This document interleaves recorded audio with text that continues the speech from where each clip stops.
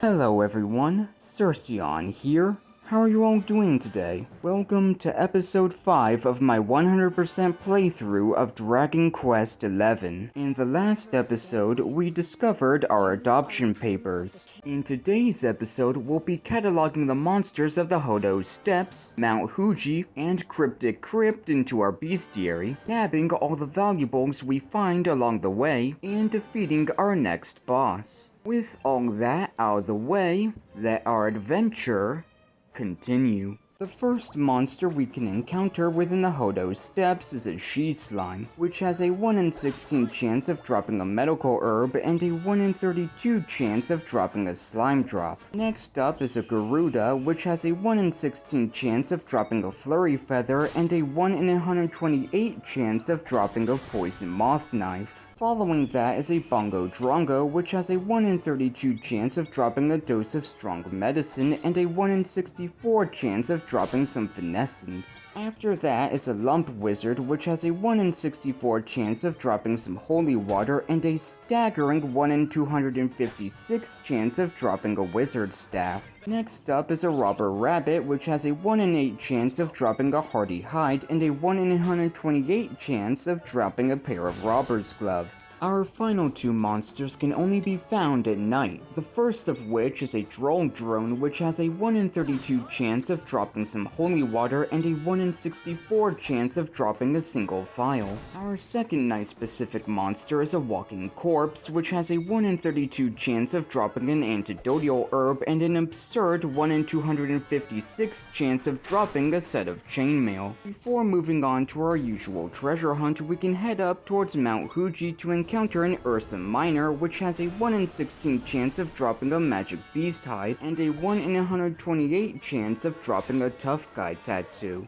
With the Berserk Bear's defeat, we have successfully cataloged the monsters of the Emerald Coast, Hotto Steppes, and Mount Huji into our Bestiary, and can now pour all our focus on scavenging all this area's valuables. East of the entrance to Hotto is a mound where we can find a piece of Warmalus before heading south of the path to Mount Huji, where we can find a lump of lava. We can then find a mineable geode to the west of this location before taking the trail towards the Cryptic Crypt, where we can find both a water broken along with another mineable geode. After that, we can head towards the Galapagos checkpoint, where we can find both a beast bone and some glass frit, along with a chest containing our 5th mini medal, before doubling back to Mount Huji, where we can find 2 lumps of lava. With the wilds of Hotto sufficiently scavenged, we can now turn our attention towards plundering the village itself. Starting with the inn, we can find a chest behind the establishment containing the recipe for bronze armor, along with a pot to its side containing 20 gold coins. Within the inn, we can find a set of plain clothes and a dresser before heading towards the smelter, where we can find a piece of Warmalus. Following that, we can head towards the house to the left of the stairs, where we can find a chest containing our 6th mini medal before heading inside the abode, where we can find a dresser containing 100 gold coins. We head inside the house just south of this shortly afterwards, where we recover a spool of flaxen wool within a dresser before heading towards the northwestern item shop, where we can find 2 barrels containing a chunk of copper ore and a lamplight. Heading east of the shrine, we can find a flurry feather in a patch of grass before heading towards the chieftain's palace, where we can find a dose of strong medicine in a pot, along with a chest containing 5 perfectionist pearls. We then head to the cliff down the southwards trail in order to grab a cotton top before doubling back to the house just south of the weapon and armor shop, where we can find 2 pots containing a spool of Thaxan thread and a hardy hide. After that, we enter and exit the bar to find 3 more pots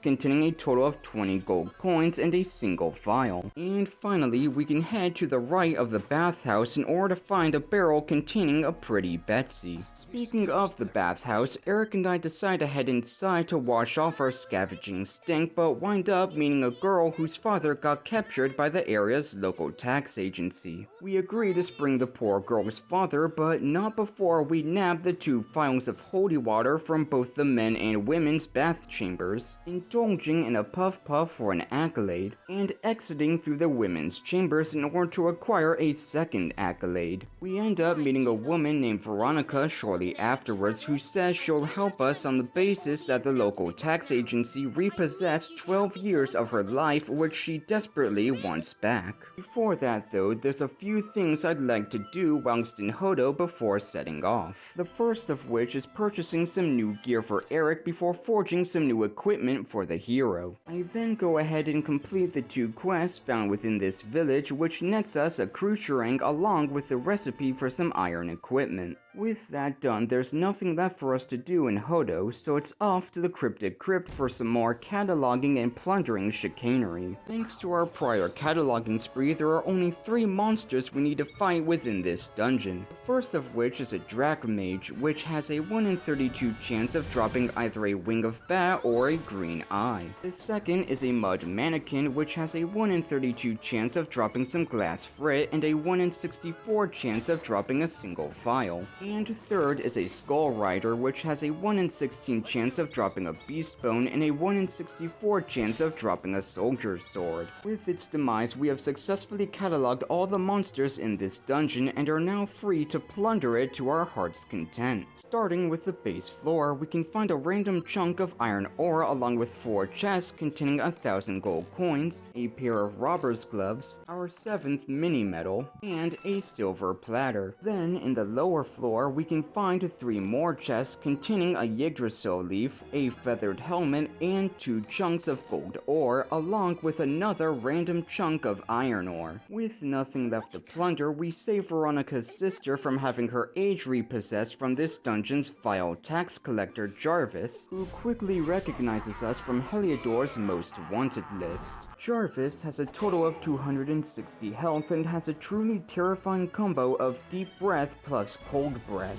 We primarily focus on getting rid of this fight's ads, which isn't too hard if you happen to know the Sizz spell. I make sure to defend with the hero and Eric whenever I see that Jarvis has taken a deep breath in order to ensure that we survive his white cold load. However, Dragon Slash ultimately makes this would-be threat a total pushover and we end the battle with Eric reaching level 13. I decide to acquire his Cobra Strike skill with his spare skill points before looting this room of both its chunk of iron ore and grubby bandage. Unfortunately, Veronica's age had already been sent to the bureau. However, she took great solace in knowing that no one else would have to suffer her fate now that Jarvis was gone. Likewise, we spring the little girl's father, Noah, out of prison, who says he's willing to give us a gift upon returning to Hotto, but that's where we'll be leaving things for now. Our ending stats for today's episode are 46 monsters cataloged in our bestiary, 27 accolades achieved, which I'll show here for those of you curious, and an ever-growing yet still pitiful itemary. If you made it to this point in the video, then thank you so much for watching. Take care, and have a great rest of your day.